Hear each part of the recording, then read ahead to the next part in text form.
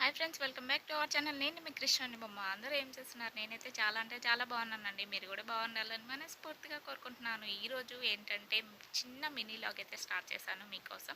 నేనైతే నైట్ ఏమీ అనుకోలేదండి పిల్లల బాక్స్ గురించి. ఈరోజు మార్నింగ్ లేవగానే ఏం చేద్దాం అనుకుంటే ఓకే టమాటా రైస్ చేసేసి పెడదామని నేను రైస్ అయితే వండేసుకొని అలా కొంచెం చల్లారి పెట్టుకున్నాను.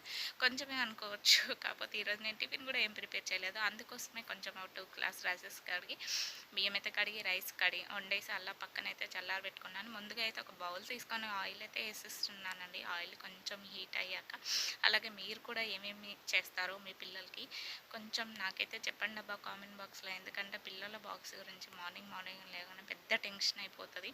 కర్రీస్ పెడతాను, వాళ్ళు తినరు. ఈలోపు ఆయిల్ అయితే వేడైపోయింది కదా, దానికోసం అయితే కొన్ని మసాలా దినుసులు అయితే వేసుకున్నాను. బిర్యానీకి సంబంధించినవి అవి ఆప్షనల్ అండి, మీకు నచ్చితే వేసుకోవచ్చు, లేకపోతే లేదు. వేస్తే కొంచెం ఫ్లేవర్ బాగుంటుందని అనేసి నేనైతే వేసాను. అవి ఒక 2 మినిట్స్ కొంచెం దోరగా వేగాలి కదా, దానికోసం నేనైతే అలా కలిపేశాను.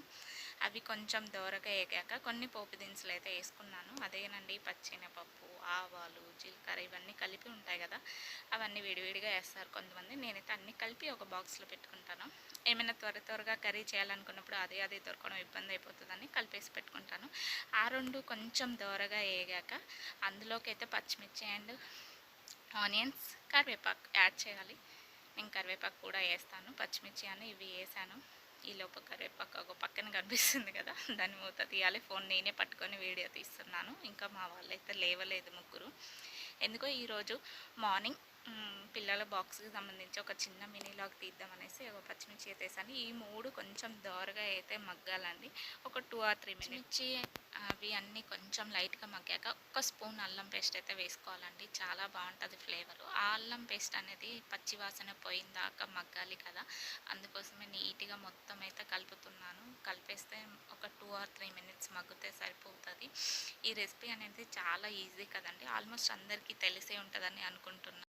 పచ్చిమిర్చి, ఆనియన్స్, అల్లం అన్నీ బాగా మగ్గిపోయాయి కదండి. మగ్గిపోయాక ఇందులోకి అయితే కొంచెం పసుపు, కొంచెం కారం మీకు తగ్గట్టు అండి. నేను పసుపు అయితే యాడ్ చేశాను చూడండి, ఒక చిటికెడు. అలాగే మీరు తిన్న టేస్ట్కి తగ్గట్టు కారం, అందులోనే కొంచెం మసాలా పౌడర్ అనేది అయితే యాడ్ చేసుకోండి.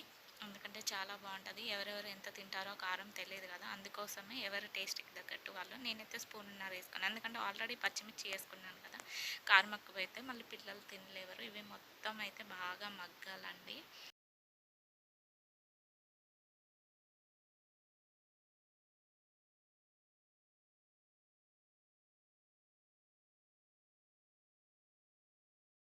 ఇప్పుడైతే మొత్తం అన్ని మసాలా ఫ్లేవర్ అయితే మగ్గిపోయిందండి. అందులోకి టమాటా అయితే వేసుకోవాలి.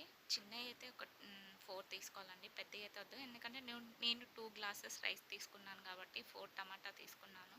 తగ్గట్టు ఉండాలి కదా, మరి తక్కువ అయితే బాగోదు. ఇప్పుడు దాంట్లోకి అయితే ఒక చిటికెడు సాల్ట్ అయితే యాడ్ చేసుకోండి. ఇందాక మసాలా ఐటమ్స్ కారం అన్నీ వేసారు. ఎందుకంటే టమాటా వేసాక సాల్ట్ ఎందుకు వేస్తున్నామంటే టమాటా ముక్కలు తొందరగా మగ్గుతాయండి. దానికోసం అన్నీ వేసాక లాస్ట్లో సాల్ట్ వేస్తే ఇప్పుడు టమాటాలు అనేవి మగ్గుతాయి. ఇప్పుడు ఆ టమాటాలకి ఆ మసాలా అంతా పట్టేయాలి.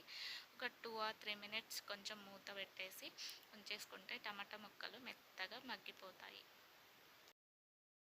టమాటాలు అయితే చూడండి మొత్తం మగ్గిపోయాయి మెత్తగా. చాలా అంటే చాలా బాగున్నాయి కదా, మంచిగా గ్రేవీ అంతా రెడీ అయిపోయింది. అగో టమాటా చూడండి, నేను చూపిస్తున్నాను ఎలా మెత్తగా అయిపోయాయో మంచిగా. అంటే కొంచెం అక్కడక్కడ చిన్నవి ఉన్నా తింటుంటే స్పైసీగా తగులుతాయి, చాలా బాగుంటుంది అలా తగిలినప్పుడు.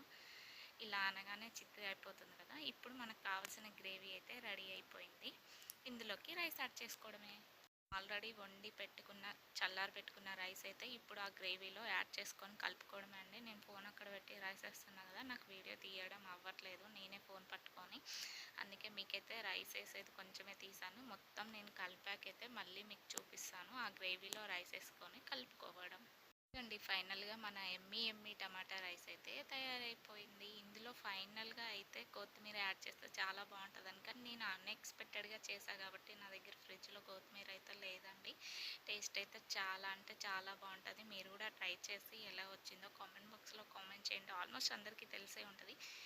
అలాగే మనం చేసే వీడియోస్ కూడా పెడితే బాగుంటుంది కదా అని నేనైతే ఈరోజు చిన్న మినీ లాగ్ మీకోసం ట్రై చేశాను. అయితే టేస్ట్ కోసం అయితే కొంచెం పెట్టుకున్నాను. నేను ఆల్రెడీ ముందే లేసేసి ఫ్రెష్ అయిపోయి వంట అయితే స్టార్ట్ చేశాను కాబట్టి మీకోసం టేస్ట్ చేసి చెప్దామని పెట్టుకున్నాను. అలాగే కొంచెం ఇన్‌స్టా అండ్ యూట్యూబ్ సపోర్ట్ చేయండబ్బా! మీరు సపోర్ట్ చేస్తేనే కదా ముందుకెళ్ళేది. ఇలాగే చిన్న చిన్న మినీ వ్లాగ్స్ అయితే పెడుతూ ఉంటాను ఇక నుంచి. ప్లీజ్ మన ఛానల్‌ని like, share, comment and subscribe చేసుకోండి. మీ సపోర్ట్ ఇంకొంచెం పెరగాలని మనస్ఫూర్తిగా కోరుకుంటున్నాను. టేస్ట్ అయితే సూపర్‌గా ఉందబ్బా! మా వాళ్ళనైతే లేపి రెడీ చేయాలి. మీరు కూడా ట్రై చేసి ఎలా ఉందో నాకు చెప్పండి. అలాగే మీరేం చేస్తారో కూడా